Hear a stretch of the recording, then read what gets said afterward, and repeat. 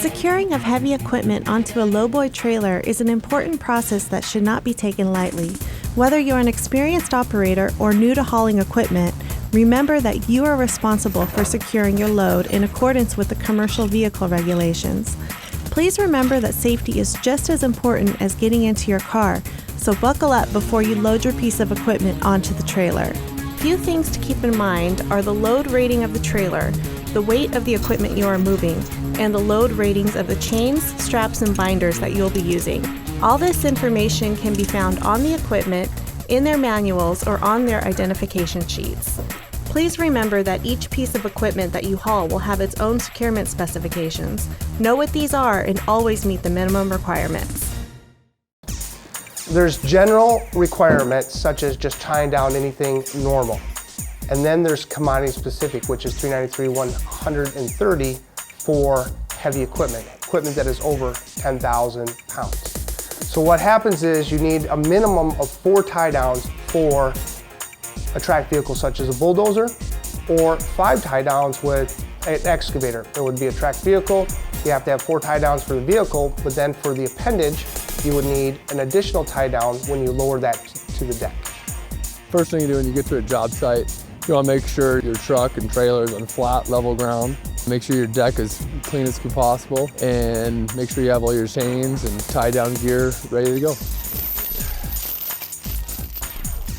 Make sure your chains are semi-straight. You don't want them all twisted up. And then you want a decent pull that you're pulling forward. And then with your ratchet binders, you want to make sure you're screwed out all the way to start with, so you always end up with enough threads to get a proper pull. And it's also important to get as much slack out in the beginning prior to tightening, so you don't run out of threads.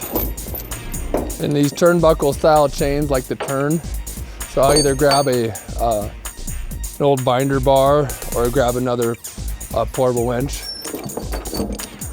put that in like such, and then that'll keep this turnbuckle from turning. Now I'm just going to repeat what I did up front to the back here as far as tightening down. There are 2 common types of binders that can be used when securing your load, a lever binder or a ratchet binder. Both are frequently used in tie downs, but a lever binder can be a potential hazard if not properly used. Ratchet binders have the advantage of having a greater mechanical advantage over the lever style. Ratchet style chain binders are much safer. Remember to always secure the handle in a fixed position to prevent accidental release during the transport. So I'm chaining down this backhoe, a couple more chains to go. Some pointers on it. You always want to make sure implements are grounded. You want to chain to the body of the machine. In this case, the manufacturer has tie down points, so we'll go ahead and use those.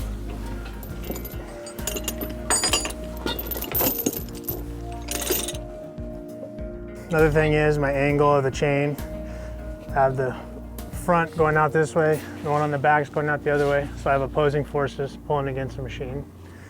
One more chain to put on my grounded implement. Another reason for grounding your implements is it helps take some of the bounce out of the tires, solid down.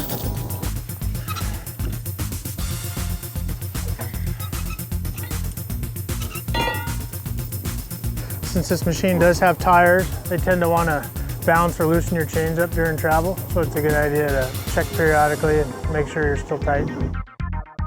We're looking at a properly loaded excavator that meets the minimum requirements required for what's called heavy machinery. Heavy machinery is defined by greater than 10,000 pounds. Then if you look further into the chapter, it requires a tracked vehicle to be minimally tied down 4 times.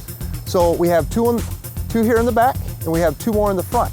Now this piece of machinery has an appendage, and that appendage is required to be lowered to the deck and secure independently.